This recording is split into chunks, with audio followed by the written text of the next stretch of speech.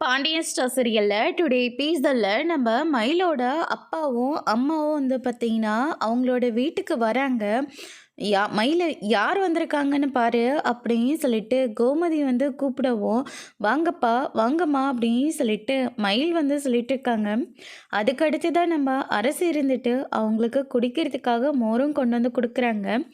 ஏண்டி நீ சொன்னாலே வேலை செய்ய மாட்டேன், இப்போ மட்டும் என்ன வேலை செஞ்சிட்ருக்க அப்படின்னு சொல்லிட்டு கோமதி வந்து கேட்கவும், அதுக்கு அடுத்தது வந்து பார்த்திங்கன்னா, நாங்களே கேட்கணுன்னு தான் நினச்சிருந்தோம். அரசிக்கு மட்டும் இந்த கல்யாணம் நல்லபடியாக முடிஞ்சிருந்தா இந்நேரம் அரசிக்கு இது தலை தீபாவளியாக இருந்திருக்கோம்ல அப்படின்ற மாதிரி வந்து சொல்லிடுறாங்க.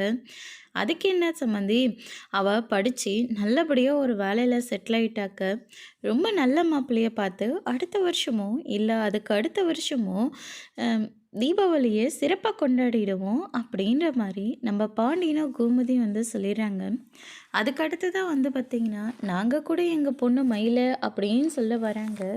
பாக்கியம் இருந்துட்டு நீ ஓவராக பேசாத, வாயை மூடிட்டு ஏறு அப்படின்ற மாதிரி அவங்கள கஞ்சாடியால் பயங்கரமாக திட்டி விட்டுறாங்க. அதுக்கடுத்து தான் வந்து பார்த்திங்கன்னா, சீர் கொடுக்குற போது மாப்பிள்ளை கூட இருந்திருந்தா ரொம்ப நல்லா இருந்திருக்கும் அப்படின்ற மாதிரி வந்து சொல்கிறாங்க. மயில் கொஞ்சம் மாப்பிள்ளைக்கு ஃபோன் பண்ணி வர சொல்லுமா அப்படின்ற மாதிரி சொன்ன உடனே, அவங்க கடையில் வேலையாக இருப்பாங்க, இப்போ கூப்பிட்டா கண்டிப்பாக ஃபோன் எடுக்க மாட்டாங்க அப்படின்ற மாதிரி மயில் வந்து சொல்லிடுறாங்க. ஆனால் பரவாயில்லம்மா இருக்கட்டும், நீ ஃபோன் பண்ணு அப்படின்ற மாதிரி சொன்ன உடனே மயிலை வந்து ஃபோன் பண்ணுறாங்க. ஆனால் சரவணன் வந்து ஃபோன் எடுக்கிறதில்ல. பழனி இருந்துட்டு என்னவா இருக்க போது, நீ ஃபோன் எடுறா அப்படின்ற மாதிரி சொல்கிறாங்க. அதை அடிச்சுட்டு போட்ட விடுங்க மாமா, அப்புறமா பேசிக்கலாம் அப்படின்னு சொல்லிட்டு சரவணன் வந்து சொல்லிடுறாரு. அதுக்கடுத்து தான் வந்து பார்த்திங்கன்னா, அவங்க ஃபோன் எடுக்கலை அப்படின்ற மாதிரி மயில் வந்து சொல்லிடுறாங்க. பாண்டியன் இருந்துட்டு, அப்படியாம்மா இருமா நான் பண்ணி பார்க்குறேன் அப்படின்னு சொல்லிட்டு பாண்டியன் வந்து பண்ணுறாங்க. டே உங்கள் அப்பா தான்டா அப்படின்னு சொன்ன உடனே ஃபோன் எடுத்து சொல்லுங்கப்பா அப்படின்ற மாதிரி சொல்லிடுறாங்க. மயிலோட அப்பா அம்மா 2 பேரும் சீர் கொடுக்கறதுக்காக வந்திருக்காங்க, நீ எங்கடா இருக்க, வாடா வீட்டுக்கு அப்படின்ற மாதிரி சொல்கிறாங்க.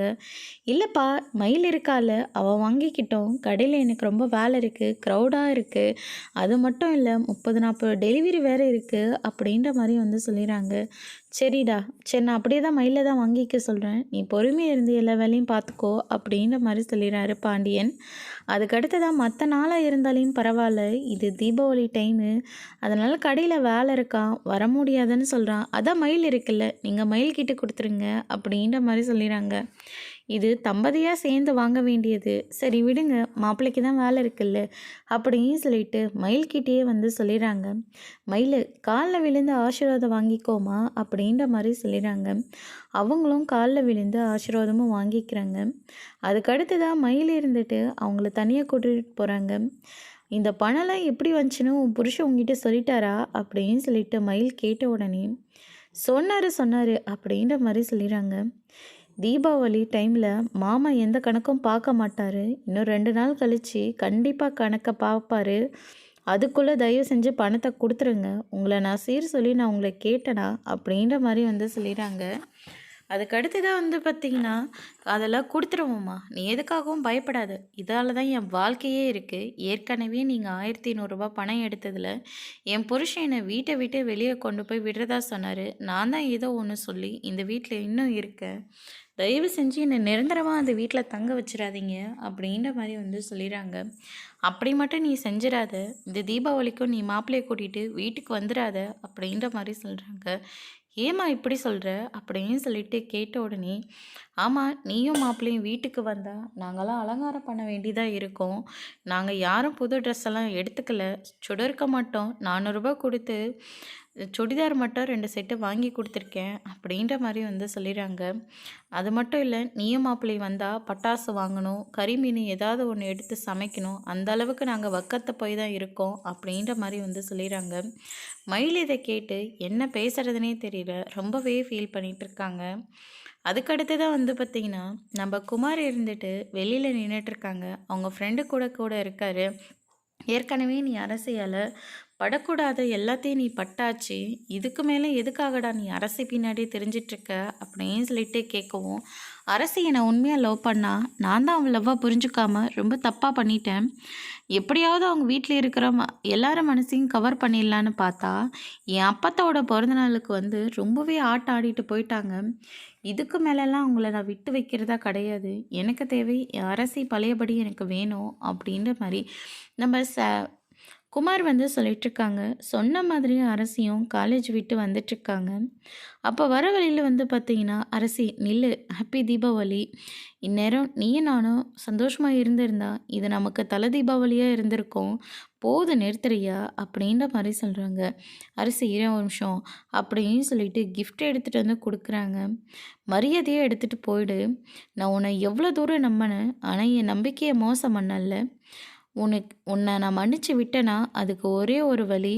ஒன்று என் அம்மாவோட அம்மா, இன்னொன்று ராஜியோனோட வாழ்க்கை. இதை பற்றி தான் நான் யோசிச்சேனே தவிர உன்னை பற்றி நான் துளி கூட யோசிக்க கிடையாது. தயவு செஞ்சு என் பின்னாடி மட்டும் வந்துடாத. ஏதோ திருந்துட்டுன்னு சொல்கிறியே, பாதிக்க பொண்ணு பட்ட அவள் மனசு எப்படி தந்தளிக்கும்னு உனக்கு தெரியவே தெரியாதா? எதுக்காக சும்மா என் பின்னாடி நீ வந்துக்கிட்டே இவ்வளோ டார்ச்சர் கொடுத்துட்ருக்க? நீ மட்டும் என் பின்னாடி வருது எங்கள் அண்ணனுங்களுக்கு தெரிஞ்சுதுன்னா அவ்வளோதான்" அப்படின்ற மாதிரி வந்து சொல்லிடுறாங்க. இதுக்கு மேலே என் பின்னாடி வந்து ஏன்னா நானே நேராக போய் போலீஸ் கம்ப்ளைண்ட் கொடுத்துருவேன் அப்படின்ற மாதிரி வந்து சொல்லிகிட்ருக்காங்க. அந்த நேரம் சரவணன் வராரு. அங்கே குமார் வந்து அரசிக்கிட்ட பேசிகிட்டு இருக்கிறத அரசி இருந்துட்டு, "உனக்கு அவ்வளோதானே சொன்னது, இது எல்லாத்தையும் நின்று பார்த்துட்டு தான் இருக்காரு." அவரை பார்த்த உடனே குமார் இருந்துட்டு பயங்கரமாக ஷாக் ஆகுறாங்க. "உன்னை போனா போட்டுன்னு விட்டு வச்சா ரொம்ப ஓவராக துள்ளிட்டு போயிட்டே இருக்க. அன்னைக்கு கோயிலில் வச்சு உன் கதையை முடிச்சிருக்கணும். ஆனால் போனா போட்டுன்னு விட்டா நீ என்னடனா திரும்ப திரும்ப என் தங்கச்சி பின்னாடியே வந்துட்டுருக்க. ஏதோ உன்னை மன்னிச்சு விட்டாளா? காலில் விழுந்து மன்னிப்பு கேட்டியா? வேலையை பார்த்துட்டு போடானாக்க திரும்ப திரும்ப வந்து அவளை டார்ச்சர் பண்ணிக்கிட்டே இருக்க. இதுக்கு மேலே நீ பண்ணுற டார்ச்சராக நாங்கள் பார்த்துட்ருக்கிறதுக்கு நாங்கள் என்ன முட்டாளா? இன்னொரு தடவை என் தங்கச்சி பின்னாடி வந்த நானே உன்னை வெட்டி போட்டு ஜெயிலுக்கு போயிடுவேன்" அப்படின்ற மாதிரி வந்து சொல்லிடுறாங்க. இதை கேட்டோன்னே குமார் இருந்துட்டு பயங்கரமாக ஷாக் ஆகுறாங்க. எப்போ பாரு இவங்கிட்ட அடி வாங்குறதே நமக்கு வேலையாக போச்சு. எப்படியாவது ஒன்று அரசியோட மனசை மாற்றி நாமளே அரசியை கல்யாணம் பண்ணிக்கணும்னு சொல்லிட்டு குமார் ஒரு பக்கம் தீர்க்கமாக இருக்காங்க. அதுக்கு அடுத்து தான் இந்த பக்கம் நம்ம சுகன்யாவோட அப்பா அம்மா வராங்க. இப்போ தான் நாங்கள் அங்கே போயிட்டு வந்தோம். அவங்க நீங்கள் இங்கே இருக்கிறதா சொன்னாங்க. அது மட்டும் இல்லை, தீபாவளிக்கு எல்லாரும் குடும்பத்தோடு வந்துடணும். மாப்பிள்ளைய ஒரு 2 நாளைக்கு முன்னாடியே கூட்டிகிட்டு போகலான்னு தான் பார்த்தோம். ஆனால் லீவு கிடைக்காது அப்படின்ற மாதிரி சுகன்யா வந்து சொன்னா. "இல்லைங்க, மற்ற டைமானா இருந்தாலும் பரவாயில்ல. தீபாவளி டைமு நிறையா வேலை இருக்குது, அதனால தான்" அப்படின்ற மாதிரி சொல்லிடுறாங்க.